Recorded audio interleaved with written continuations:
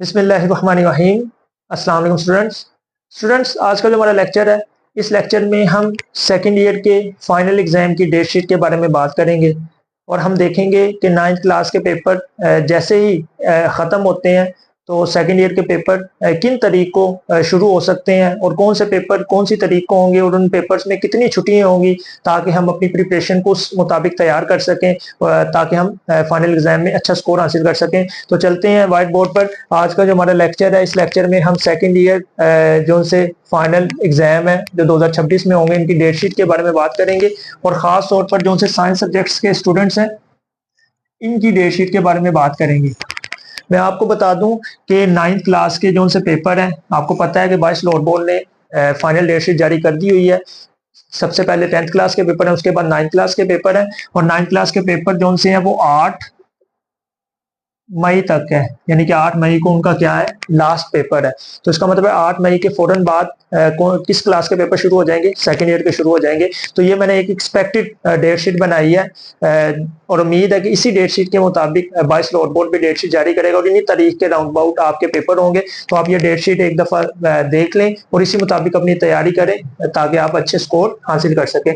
तो सबसे पहला जो सा पेपर है, 8 मई को 9th क्लास के पेपर का इख्तिताम हो रहा है। तो आपका जो सा पहला पेपर होगा साइंस सब्जेक्ट्स के बच्चों का, वो 11 मई को होगा और वो किसका होगा, इंग्लिश का होगा।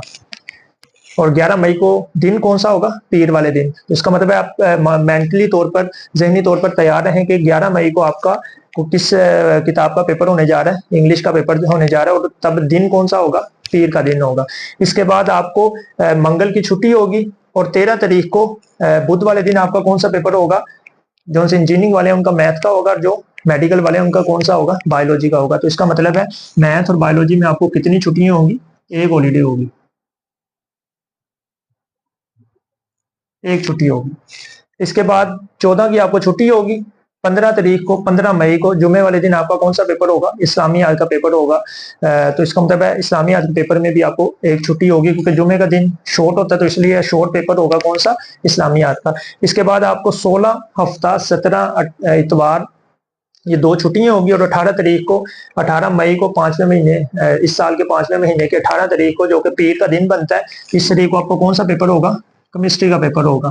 और दूसरे जो से स्टूडेंट्स हैं जो इसके पढ़ रहे हैं केमिस्ट्री के अलावा दूसरे सब्जेक्ट्स, तो उनका दूसरे सब्जेक्ट्स का होगा।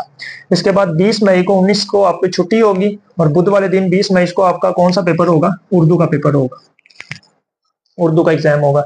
उसके बाद 21 की भी छुट्टी होगी, 22 की भी छुट्टी होगी, जुमेरात तो जुमे की छुट्टी होगी। 23 मई को आपका कौन सा पेपर होगा, फिजिक्स का पेपर होगा। और लास्ट पे 25 मई को जिनका कंप्यूटर का पेपर है उनका कंप्यूटर का पेपर होगा और इसके मुतलिका जो से जितने भी पेपर हैं वो आपके कब होंगे, 25 मई को होंगे, इतवार की आपको छुट्टी होगी और पीर वाले दिन आपकी ये लास्ट पेपर होगा। तो इसका मतलब है इस दफा सेकेंड ईयर के पेपर जो एक्सपेक्टेड है कि स्टार्ट कब हो रहे हैं, 11 मई को स्टार्ट हो रहे हैं और ये खत्म कब हो गए, 25 मई के राउंड अबाउट ये खत्म हो गए। तो अब आप देख सकते हैं कि आपको किन पेपर में ज़्यादा छुट्टियां हैं और कौन से पेपर में आपको इस दफ़ा छुट्टियां कम है। तो आप इस मुताबिक तैयारी करें और ताकि आप अच्छे से अच्छे नंबर हासिल कर सकें। तो आज की अगर मैं समरी करूं तो आज के लेक्चर में हमने जो सी फाइनल डेट शीट है जो कि मुतवक्के है, इसी मुताबिक वाइस लॉर्ड बोर्ड भी जारी करेगा, इसको हमने डिस्कस किया और हमने देखा कि कौन से पेपर किस तारीख को हैं और पेपर स्टार्ट कब हो रहे हैं और पेपर का इख्तिताम कब हो रहा है। तो उम्मीद करता हूँ